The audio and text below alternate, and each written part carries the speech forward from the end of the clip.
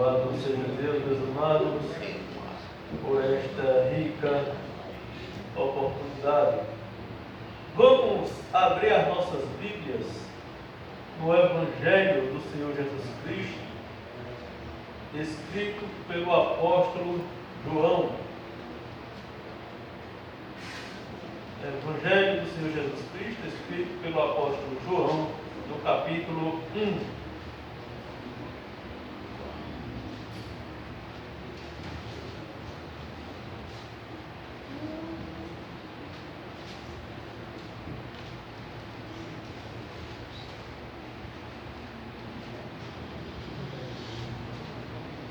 João, capítulo 1. Vamos ler tão somente o versículo 29. Capítulo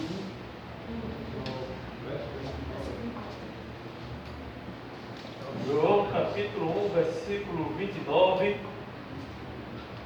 Diz o seguinte: no dia seguinte, João viu a Jesus que vinha para ele e disse: eis o Cordeiro de Deus que tira o pecado do mundo. Eu vou repetir. No dia seguinte, João viu a Jesus que vinha para ele e disse: eis o Cordeiro de Deus que tira o pecado do mundo. Podeis sentar. Meus irmãos, João Batista foi o último profeta que Deus levantou antes do ministério de Cristo. Ele foi o último profeta que pregou a palavra de Deus antes do ministério de Cristo. Ele é o Elias prometido nas Escrituras. Era aquele que vinha preparar, que veio preparar o caminho do Senhor. É a voz que clama no deserto. E ao ver Jesus, ele disse uma expressão. Ele ali pregando a palavra de Deus. Ao avistar Jesus que ia até ele também para ser batizado, ele disse uma expressão que me chamou muito a atenção: eis o Cordeiro de Deus que tira o pecado. E qual o significado dessa expressão? Porque ele comparou Jesus a um cordeiro. É necessário conhecermos a tradição, as tradições do Antigo Testamento. Em Êxodo capítulo 25, Deus ordena a Moisés que construa o tabernáculo, o santuário. No capítulo 26, versículo 31, Deus manda Moisés construir o véu. O véu que separava o lugar santo do lugar santíssimo, conhecido também como Santo dos Santos. E nesse lugar conhecido como Santo dos Santos, ali ficava a Arca da Aliança, que representava também a presença de Deus. Futuramente, Davi tem desejo de construir um templo. Deus não permite, mas permite que Salomão venha construir um templo. E ali constrói o santuário, o lugar santo e o Santo dos Santos. Esse véu, meus amados, que Moisés construiu, tinha aproximadamente 12 metros de altura, com aproximadamente 15 centímetros de espessura. condição, 2 juntas de bois, cada uma puxando para um lado, não conseguia rasgar esse véu. Conta-nos também uma tradição que mais à frente o rei Herodes aumentou este véu para 18 metros de altura. E o que acontecia ali, meus amados?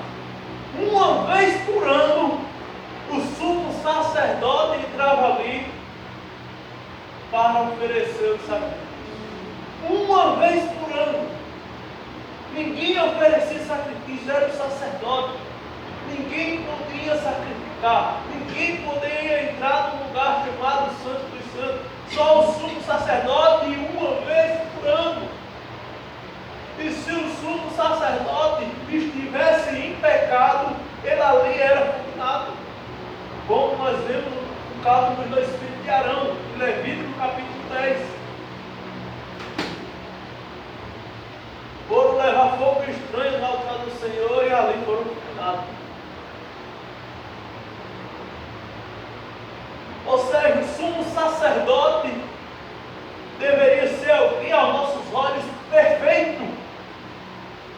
Alguém que você olhasse e dissesse: esse cabra não tem nenhum defeito. Para ele poder entrar no santo dos santos.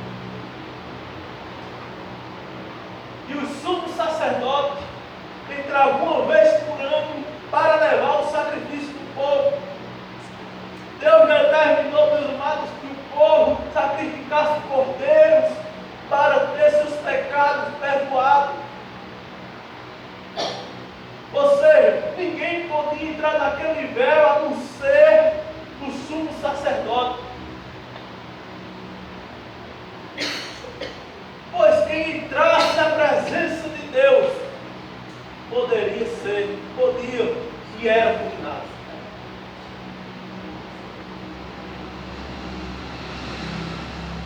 O rei Davi, quando vai transportar a arca do Senhor até Jerusalém,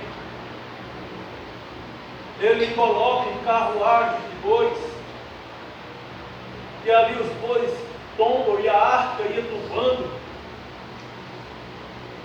e o homem coloca a mão para proteger a arca fulminada. Porque era o trabalho dos levitas, era o trabalho dos descendentes de Levi. E mais ninguém. E o que era, meus amados, este véu? Porque ninguém podia entrar na presença de Deus por causa do pecado. Ali, aquele véu representava o que o profeta Isaías diz no capítulo 59, no versículo 1 e 2. Eis que a mão do Senhor não está encolhida para que ele não possa salvar, nem surdo o seu ouvido para não poder ouvir. Ou seja, o Senhor está de braço estendido, pronto a nos abençoar. O Senhor está ouvidos abertos, ouvindo as nossas orações. Mas tem uma barreira no meio que impede que as bênçãos cheguem até nós. E o profeta Isaías continua: mas as vossas iniquidades fazem divisão entre nós e o nosso Deus. E o vosso pecado encobre o seu rosto de nós, para que vos chamemos. Existia, meus amados, esta barreira chamada pecado, que ninguém podia chegar à presença de Deus.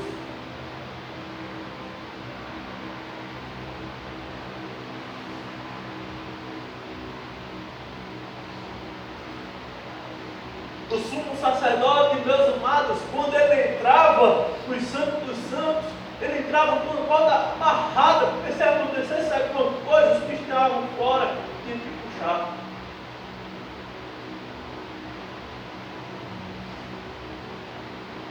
Só o sumo sacerdote podia entrar no Santo dos Santos. O próprio Deus disse a Moisés, quando Moisés pediu para ver a glória: homem nenhum viu a minha glória e viveu.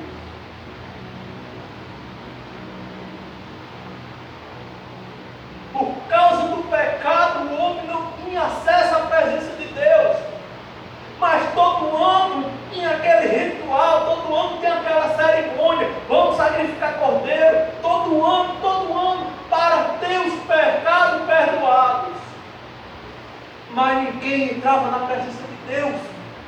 Ninguém podia entrar nos santos dos santos. Por causa do pecado. Que o pecado ela afasta o homem de Deus. O pecado afasta o ser humano de Deus. Vivia Adão e Eva feliz lá no Éden, tendo acesso à presença de Deus, falando com Deus face a face. Mas quando pecaram, Deus o expulsou da sua presença. Pecado não se mistura com a santidade de Deus, porque Deus é santo e Ele não tolera pecado. Deus não tolera pecado. Deus pode amar o pecador, Ele ama, mas o pecado Ele aborrece. O pecado Deus abomina. E por causa do pecado, por causa da desobediência dos nossos antepassados, Adão e Eva, estávamos todos condenados a ir para o inferno. Nenhuma obra que fizéssemos nos levava até o céu.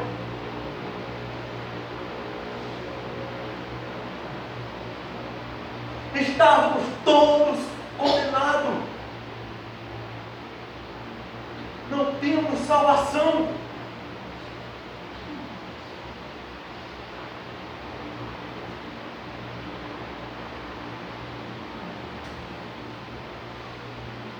Não, irmão, eu não sou tão ruim assim não. Não sou tão ruim não como dizem, como pensam. Não, eu sou menos ruim. É porque o irmão não viu fulano, não viu meu primo. Não. Romanos capítulo 3, versículo 23. Todos pecaram e destituídos estão da glória de Deus. Não diz alguns, não diz a metade, diz 50%. Diz todos pecaram. Todos pecaram e estão fora da glória de Deus.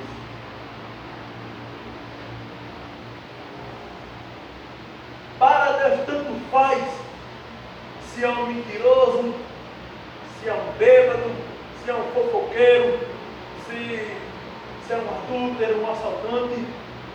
Vão todos para o mesmo inferno, dando um feito inferno separado para cada um. Vão todos para o castigo eterno.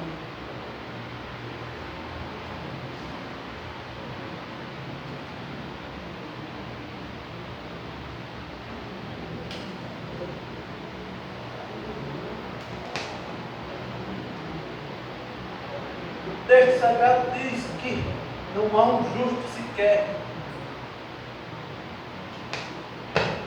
Mas digamos que você ou eu sejamos muitos bonzinhos, só cometemos um pecado por dia. Nós só cometemos um pecado por dia. Por ano são 375 pecados.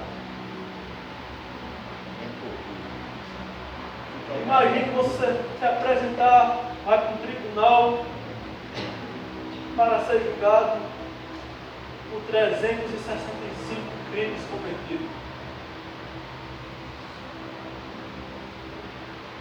É difícil.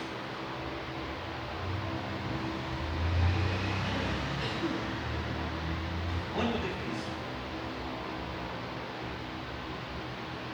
Ai, mas digamos que eu morri se eu morrer com 70 anos, eu só perdi com 70 anos. Eu não vou ser castigado só de 70 anos.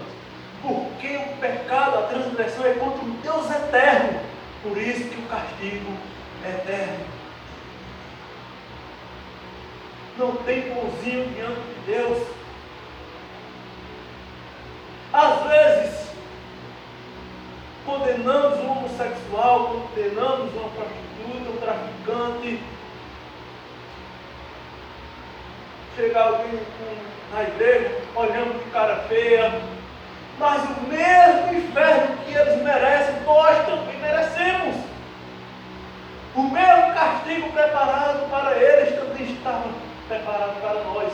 O mesmo castigo todos nós merecemos.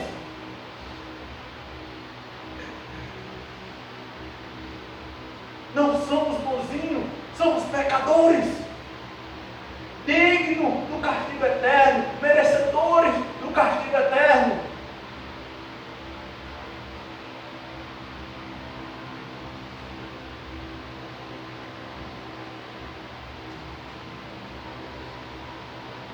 O próprio Deus disse ao profeta Isaías, capítulo 43, o versículo 24: me cansastes com as tuas obras, não me compraste com dinheiro. Nós não conseguimos comprar Deus por nada que façamos neste mundo, por obra nenhuma. Exemplo disso é Cornélio, fazia boas obras, Deus se agradou dele, mas mandou chamar Pedro para ele crer em Jesus. Tinha que crer em Jesus. Deus se agradou de Cornélio, mas ele tinha que crer em Jesus.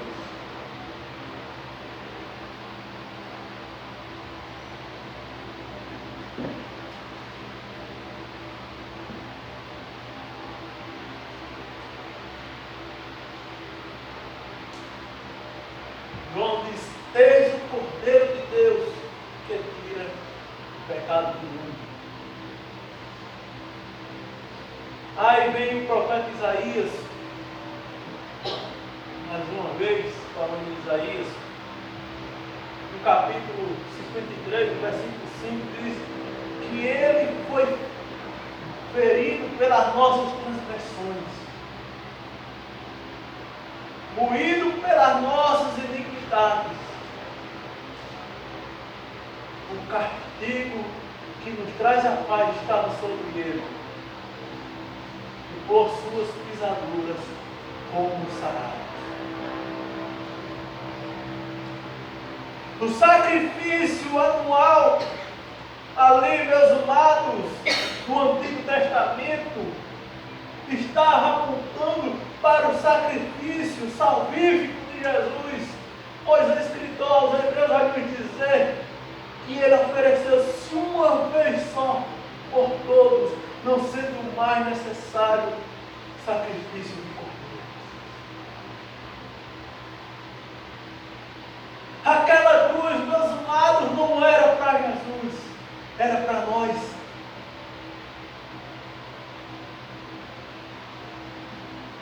Aquela cruz, Jesus não merecia ela.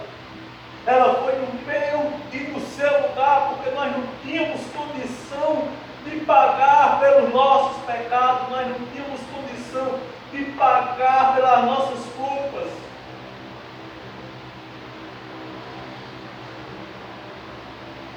Tinha que ser alguém perfeito, alguém sem pecado. Cristo morreu por mim e por ti. Somos miseráveis pecadores, não temos condição de chegar até a presença de Deus. Jó capítulo 25, versículo 6 diz que o ser humano é um verme. Tem pessoas que ficam indignadas com Jesus, quando chega aquela mulher cananeia, até ele Jesus disse que não é lícito pegar o pão dos filhos e deitar nos cachorrinhos. Jesus ainda exaltou a mulher, porque nós somos piores do que cachorros, somos vermes. Estamos aqui não é porque somos bons, porque não tem nada que preste diante de nós. O próprio Deus disse que o coração do homem é mau.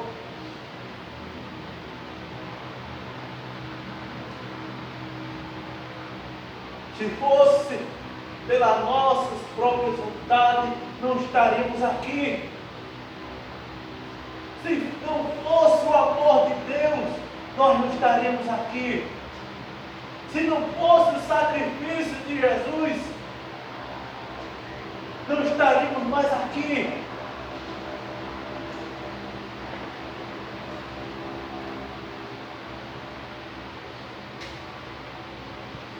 Somos miseráveis pecadores, merecedores da ira de Deus. sacrifício de Jesus na cruz, que nos tirou, nos livrou da condenação eterna. Aleluia, glória. O sacrifício de Jesus, Jesus como cordeiro, perfeito, sem mancha, sem defeito.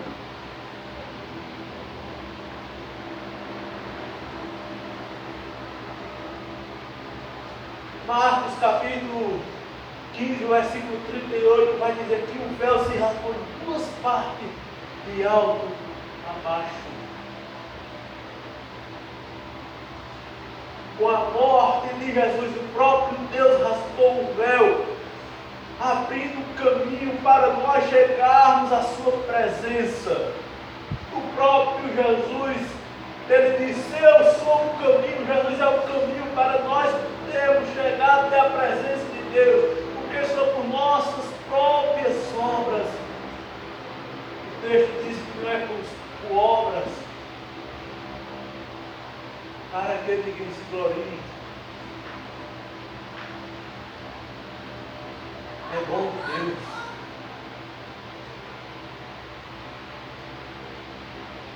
Você já imaginou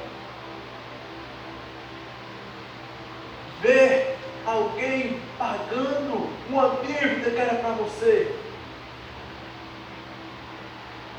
Na Alemanha, há muitos anos, teve dois irmãos gêmeos. Um se tornou um terrível criminoso, o outro se tornou um cristão servo de Deus. E este criminoso foi preso e foi condenado à morte.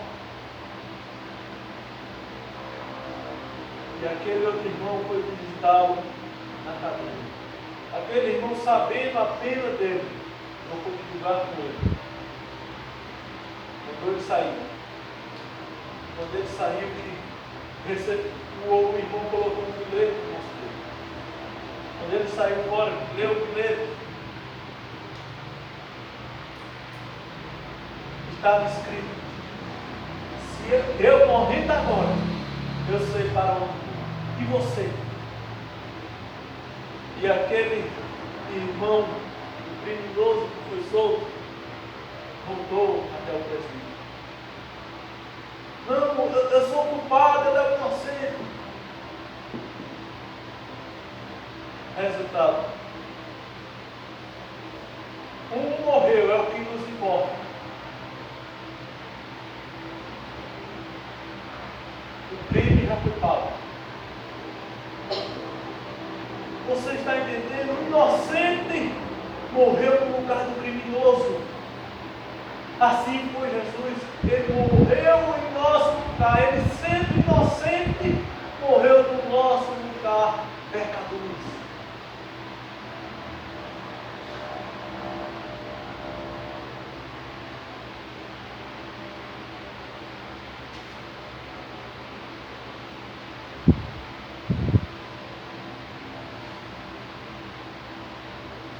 Não somos, como dizia o pastor Severino, no Ouro 18. Não somos. Se Deus, meus amados, fôssemos nos julgar como nós julgamos o mundo, se fosse nos julgar como nós julgamos o mundo, não tinha mais ninguém vivo, não tinha mais ser humano, a raça humana já tinha exterminado a raça humana. Se Deus fosse nos julgar como nós julgamos o mundo, tem que morrer, bandido morre, bandido morto, tem que matar, tem que ter pena de morte. Se Deus fosse nos julgar como julgamos, a raça humana já tinha sido exterminada.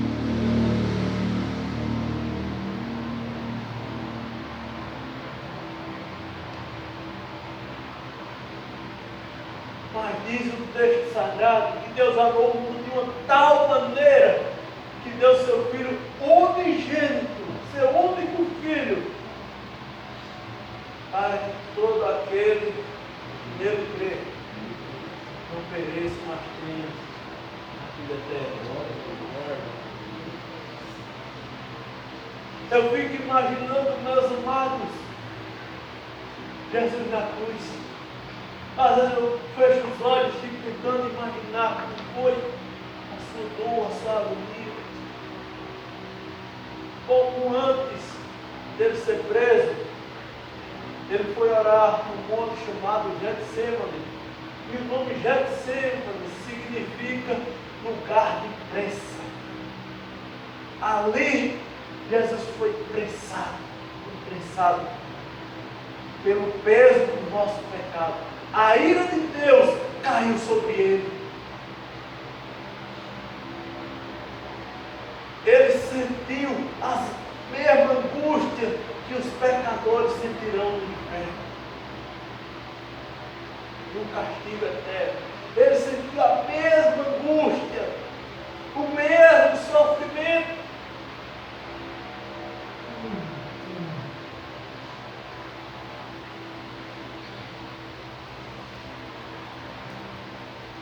Por mim, por quê?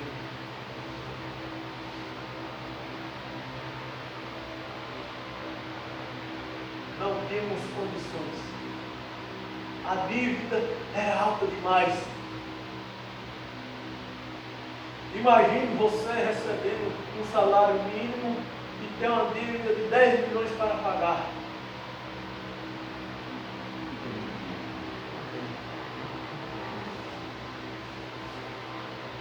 E a dívida que nós temos diante de Deus é alta demais. Não temos condições.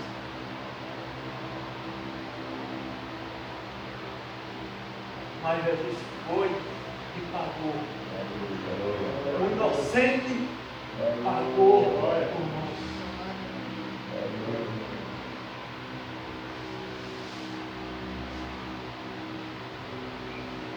Por isso que João diz: eis o Cordeiro de Deus que tira o pecado do mundo. E eu fico imaginando, meus amados, o sofrimento de Jesus na cruz. E eu vejo, meus amados,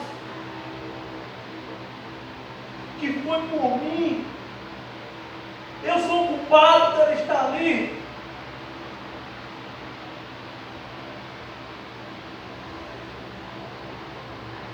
Eu vejo Jesus ali, sangrando, sofrendo, gemendo de dor. E vejo a minha pecaminosidade, a minha maldade, o quanto eu sou um monstro, porque foi por meus pecados que ele se entregou. Foi por causa dos meus pecados que ele foi para a cruz. Jesus, meus amados, ele é a propiciação, mas também ele é a expiação. E o que é isso, irmão Marcelo? Primeira carta de João, capítulo 2, vai nos dizer que ele é o nosso advogado.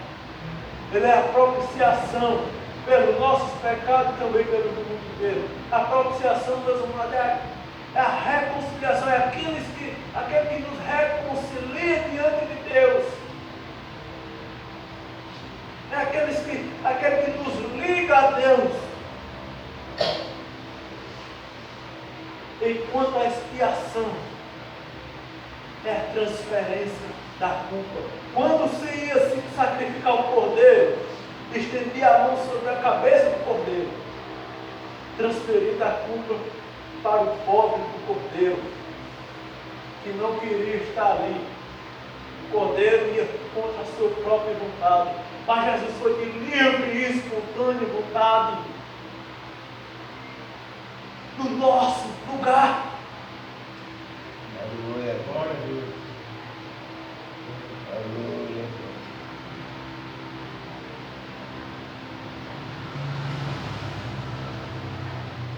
Já vou encerrar.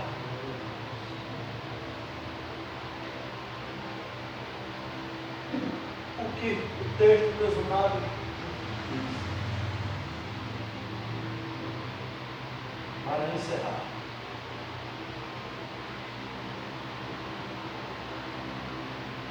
João disse: eis o Cordeiro de Deus que tira o pecado do mundo.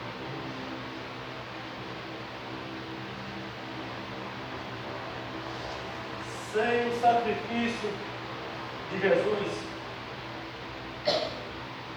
não tinha salvação. Gênesis capítulo 3, versículo 15,